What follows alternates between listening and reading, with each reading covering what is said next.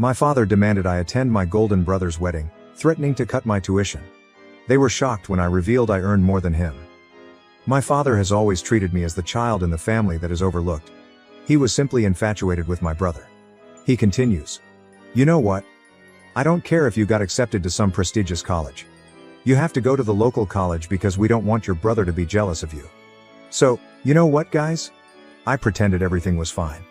I replied, you know what, Dad? Okay, fine. I'll go to that college on one condition: I get to stay in the dorms. So, I lied to him. I pretended to reside in the dorms and attended the prestigious college on a scholarship he was unaware of. But when he finds out, he will erupt. What would you do if the people who had hardly noticed your presence for 3 years suddenly asked you to show up and act like a family member for one day? That would be a very hard scenario, right? I mean, it's always going to be like that with family, especially my own. Let me start at the beginning. My name is Jonas, and if you haven't figured by now, my family is quite dysfunctional. I mean it. That is, if it can even be considered a family. What do you name the individuals who gave birth to you but then abandoned you when they discovered a better version of you? Can that even be considered family? Instead than going in circles, let me state it clearly. I could have had a happy family if my parents had treated both of their children equally. But, no, my parents are a bunch of biased jerks who have been treating me as background noise for as long as I can remember, all because my brother Roman was the healthier kid. I mean, Roman was one of those healthy, adorable infants who drew everyone's attention in an instant, whereas I was the scrawny, average-looking one that no one wanted to hold. But should these things influence parents so profoundly that they begin to differentiate between their children? It shouldn't, right? But it was different for my parents, Patrick and Marin. Within a month of Roman's birth, he had become their golden kid, the infant who received universal adulation. I mean, he wasn't outstanding. He was merely the more attractive one, the main character, so everyone was drawn to him, whilst I was usually the supporting character, standing in the background, forgotten. You can imagine how dreadful my childhood must have been. My parents ignored me and just provided for my basic needs, while my egotistical brother let all of the attention get to him. Roman grew up as a pampered brat who only cared about himself. So you can picture the kind of relationship we had. I was the shy, introverted kid, and Roman turned out to be a huge fat bully. Could you imagine that? Are you being bullied by your little brother? Yeah, that was the case with me. Roman seemed to have made it his life's mission to make mine unhappy, whether by throwing wild tantrums that caused my parents to spoil my plans or by physically taking away the things I liked. Is this correct? It was a poor scenario in and of itself. Add a set of biased parents to the mix, and you can understand how terrible my upbringing was. My parents were the main reason Roman grew up to be such a brat. While Roman was showered with new toys, attention, and praise, I was never spoiled. My birthdays were a formality. My accomplishments were never particularly significant, and my job in the family was essentially that of a background prop. One time in 3rd grade, I had all A's on my report card. I was thrilled, you know? I figured maybe I'd get a pat on the back or something, but when I presented it to my mother, all she said was, "That's good," as she went on to rave about what a nice little painting Roman had done that we just had to put on the refrigerator. Yes, Roman's wonky dog drawing received center stage, while my straight A report card was placed into the garbage drawer with the other forgotten papers. So you know how things were. I felt like the neglected report card, while my brother was lauded for everything. But it wasn't just the small stuff. Oh no. Roman got to decide where we went on family trips, what we ate for dinner, and what we watched on television. Every time I attempted to select something, I was turned down. And that idiot Roman rubbed it in my face to the fullest extent possible. He was the king, and I was nothing more than his servant. So I guess you can see why I wanted to flee this hellhole as soon as I could. And I even had the perfect opportunity. I was looking to pursue a bachelor's degree and was awarded a scholarship to one of the world's finest institutions. It was a very prestigious college, the kind that assures a good career for its students. Getting a scholarship there? Oh, that is a dream. But here's the catch. It was many states away. And, like everything else in my life, my parents refused to let me have it. Click share and more to check if there is a part 2. Part 2. Do you want to discover the reason? Of course it was Roman. My parents even suggested that I attend the local institution in our state because it provided a greater opportunity and option. They reasoned that since Roman, who was not particularly bright academically, could feel bad that I had the opportunity to enroll at such a prominent college while he did not, I should stay local. What was stopping him? He could have worked his buttocks off, like I did, and received what he desired. However, none of this made sense to my parents. They told me I needed to go to the local college. You see how ludicrous this whole situation was? Somewhere in my mind, I assumed they were doing this to keep me from outshining Roman. It was as if they recognized my potential but consciously chose to disregard it. It's as if providing me with genuine support would jeopardize Roman's image as the golden child. Why else would they work so hard for me to stay at the local college while Roman, who was nothing near as ambitious, received unrivaled support? It seemed as if I was not meant to be more successful than him. That was not part of their script. But did I succumb to that foolishness? No. I'd already made significant sacrifices to keep up with the family's wacky, biased antics. But I decided I'd had enough. I told my parents that I would only attend the local college if they permitted me to live in the campus dorms. My parents agreed, a little too happily, thinking they'd persuaded me to stay at the local college. But did they actually? No chance in hell. I accepted the scholarship and relocated to another state while my parents thought I was attending a nearby college. The nicest aspect was that the prominent college I was admitted to offered the finance course I desired in just 2 years, whereas the local college required 4. So that was ideal since it meant I could graduate earlier than my parents had imagined. Honestly, it was the best decision I've ever made. Not only did I leave the hellhole my parents had created, but this college represented the pinnacle of prosperity. I say this because, shortly after graduating, I was offered a 6-figure salary and have been with the company for a year. Things are actually improving for me, since I am on the verge of receiving a promotion. I did it all. The scholarship covered 70% of the fees, and I utilized the money my father contributed to meet other expenses. Now I'm having a fantastic life. My father continues to send me money, believing that I am a student at the local college. And I have not told him to stop. I know it's kind of terrible, but I consider it retribution for the last 3 years. I've had limited communication with my relatives. There were a few checkup calls here and there, as well as 1 or 2 trips to my home over the holidays, to keep them from becoming suspicious. Aside from that, they haven't troubled me too much, and I've been able to avoid them by explaining that I've been busy with my studies. They don't seem to care anyway. I mean, why should they? They had a golden child now. My parents benefited from the fact that the only person they had to care for was no longer in their lives. I was truly satisfied with the setup. It did hurt from time to time that my folks didn't notice I had moved states away. But the melancholy was offset by the relief of not having their toxic presence around me. Truth be told, I did miss having a family. Not a dysfunctional one like mine, but rather the feeling of having a family who genuinely cared about me. Despite my friends and pleasures, I felt that something was lacking in my life. However, until this morning, it appeared difficult to correct. My father called today to tell me that Roman was getting married and that he needed me there a few days before the wedding to help with the preparations. I was taken aback. Was my father truly urging me to come home? I had been looking forward to this moment for a long time, especially since he told me I was part of the family and that he wanted everyone to be present for Roman's big day. I truly became emotional. My parents had never acknowledged me as a member of their family. They were primarily concerned with themselves and Roman. But now my father specifically wanted me to attend the wedding. It was overwhelming to receive appreciation from my parents. But then I remembered that these were the ones who had ignored me throughout my childhood. Even today, they were unaware that their eldest son lives states away. Do I really want to return to these people, only to be disregarded again, as I have been my entire life? This is where I find myself in a quandary. And I'd like to ask you all. What would you do if you were in my shoes? I miss my sense of family, and it would be wonderful to have them care about me for once. But the prospect of returning back only to have my expectations shattered again terrifies me. Should I accept their invitation and attend my brother's wedding solely for the sake of family? Or should I stick to my commitment to live far away from them and not allow them to hurt me again? Before we get into that, it's been 2 days, and I've had plenty of time to consider what I should do. In the end, I decided to keep my peace. Even though some of you may disagree with my decision, I elected not to accept my father's invitation to Roman's wedding. And honestly, it feels like the best decision I have ever made. Spoiler alert, my parents haven't changed and never will. Let me continue where I left off in my initial post. After some thinking, I texted my father, just saying that I wouldn't be able to make it. There is no lengthy explanation, no excuses. To be honest, I was not going to come. I expected some reaction, but I didn't expect the manipulation to start so early. Within an hour, my phone was flooded with text messages. First, my mother attempted to guilt trip me. She inquired if I truly wanted to miss Roman's special day. If I wanted to be that brother. And how disappointed Roman would be if I wasn't present. She went on to say how much it would mean to Roman if his older brother was there. Really? She also attempted to play the game in which you only got one family card. But here's the thing, Roman's big day meant nothing to me. Because Roman had never cared about any of my significant occasions. Not one. And yes, you only have one family.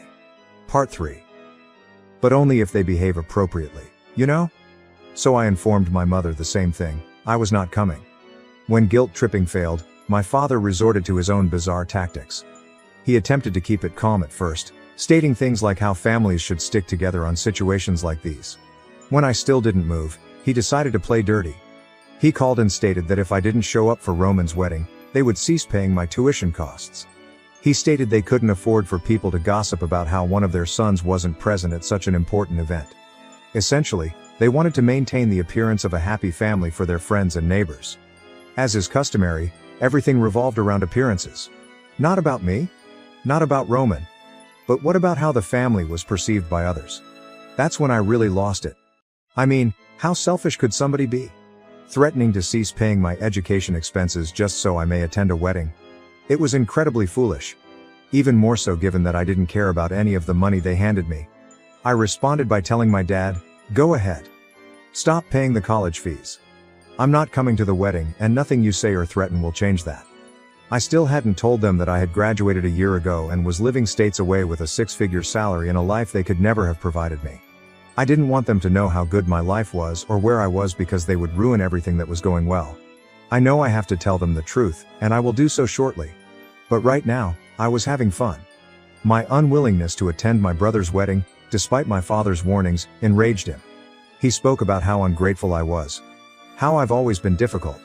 And how Dad planned to withdraw my name from the local college to teach me a lesson.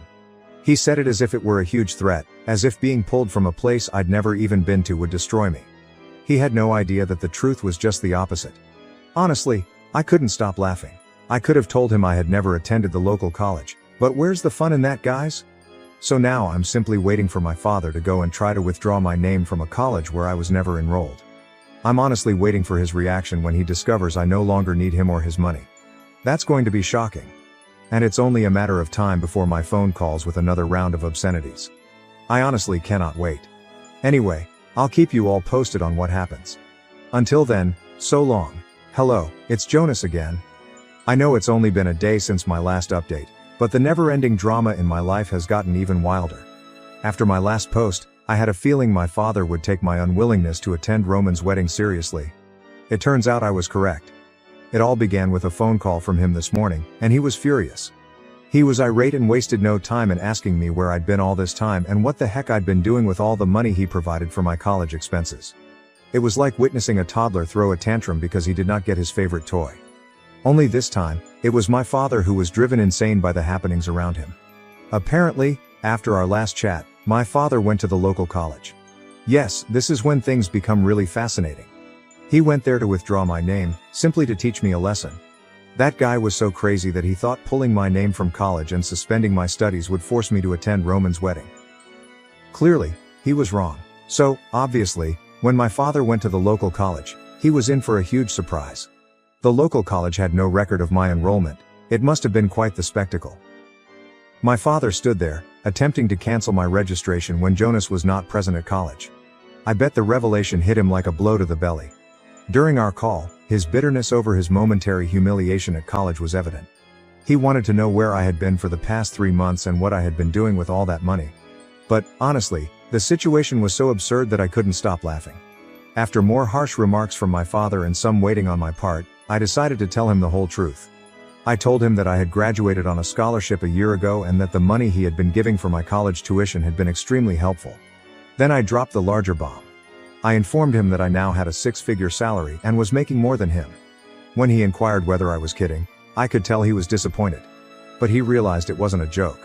The fact that I was no longer the struggling student he thought I was, but rather an independent man with a fulfilling life, must have been a difficult pill for him to swallow. I was ready for whatever came next. As soon as my father understood what I had just said, he erupted, accusing me of treason for keeping them in the dark. He went on about how much he had done for me, only to be confronted with this betrayal. Done so much for me? Was he talking about how he and my mother ignored me for years to focus on their favored child? Then he came up with the most ridiculous idea imaginable. He said the only way he could forgive me was if I went to Roman's wedding and made sure there was no scandal or gossip about the family. I could not believe it. This individual was still primarily concerned with his image. I don't understand why he's suddenly fascinated with the family's image. It had never disturbed him before. Anyway, I told him I didn't need his forgiveness, and I certainly didn't want to be a part of their ruse, pretending we were all one happy family. My father, still upset, tried to persuade me to attend the wedding. He appeared frantic at this point, but I held my ground. I told him there was no way in hell I'd go to the wedding of the man who devastated my childhood. Not only that, but I informed him I was done with the drama and would cut them off. My father was shocked, but I did not remain silent. I had spent my entire childhood absorbing everything silently. But not anymore. I told him I didn't want any of them to contact me again and that they could attend their golden son's wedding without me while I enjoyed my life. My father attempted to influence me emotionally again. But this time, I wouldn't have it. Talking about how I was his kid and how I needed to attend my brother's wedding. But I was finished. I just informed him that he had only one son since he was the one they all appeared to care about, and that they could keep it that way. As I gladly cut them off, I didn't even give my father another time to respond. I quickly ended the call and blocked his phone. And here is where I am right now, officially cut off from my family's harmful presence. It's a bittersweet feeling because I never imagined things coming to this. But I am also somewhat satisfied since I know it had to be done. At least now I can live a calm life. And if all goes well, maybe I'll be able to start my own family one day. So it's been more than a month since I shut off communication with my family. I thought I was above all the drama and manipulation. But they clearly couldn't let things go so simply. A few days ago, I received an unexpected call from an unknown number. It was my mother, and she was sobbing uncontrollably. I had banned all of their calls, so I was surprised to receive this one. I decided not to hang up on her because I suspected something horrible had happened. But it was nothing like that. She began telling me how much she misses me and how she simply wants her kid back. She stated she didn't care what I or Dad did. None of it mattered to her. She simply wanted me to be a member of the family again. I was perplexed. I mean, where was this energy previously? When I told them I was cutting them off, they didn't seem to mind. And now my mother wants to patch things up? Don't you think that was a bit suspicious? So I just hung up on her, telling her I'd call her later. I had a sense something wasn't right, so I contacted my aunt, my mother's sister, to see if she had any ideas. What she told me was bizarre and it verified all of my suspicions. Apparently, Roman's wedding was a complete fiasco. A massive shitstorm. His seemingly beautiful fiancée turned out to be a full-fledged fraudster. Before the wedding, she persuaded Roman, my parents, and a group of family members to put all of their savings into a dodgy, once-in-a-lifetime investment opportunity. And guess what? It was all a hoax. She took the money and dipped. There were no weddings.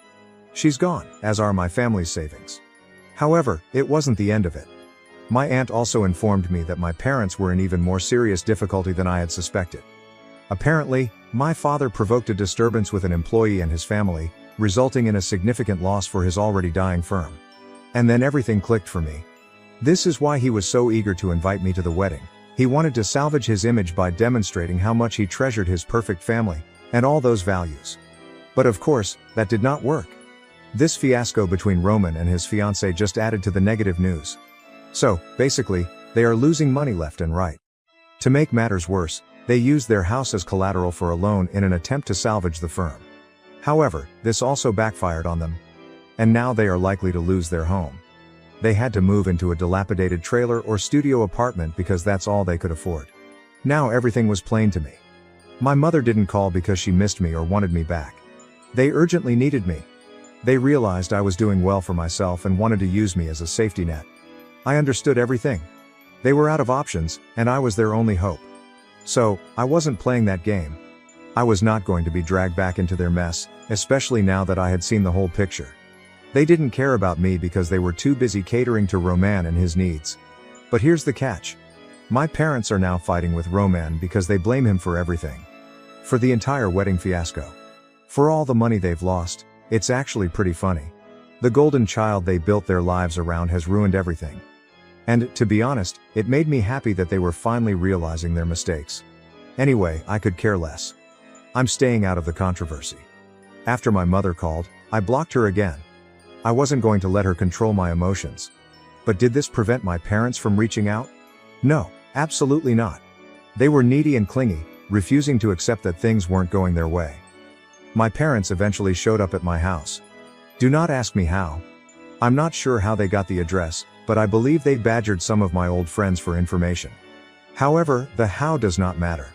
What matters is that they showed up at my door, reminding me of family values, and that, as their older son, I was their responsibility.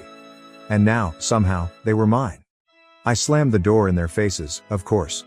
They begged me to help them, claiming they were penniless and had spent their last money on a flight to meet me. That sucked for them, but I wasn't going to help. This is not the end of it. A few days later, Roman arrived at my home, practically crying and pleading for help. He stated that he missed having his big brother in his life. I'm not sure what big brother he's referring to because all I remember is him bullying me. I warned him, but he kept begging, saying mom and dad were going to cut him off shortly because they were angry with him for putting them into this problem. It was all for nothing. Roman shared the same fate as my parents. I locked the door in his face, warning him that if any of them returned, I'd call the cops. Since then, I haven't heard from any of them, and I honestly don't care. I am done with this toxic family. I'm a little sad that things with my family have come to this. Because the void they created will always be present in my life. But I'm not going to take their trash anymore, just for the sake of family.